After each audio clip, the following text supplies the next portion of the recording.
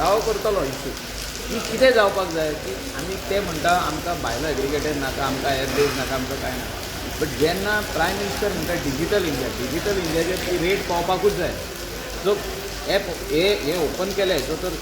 if you open your mobile Calangute to Mandrem what is the rate approximate rate येवपाक जाय so customer also should know that this is the rate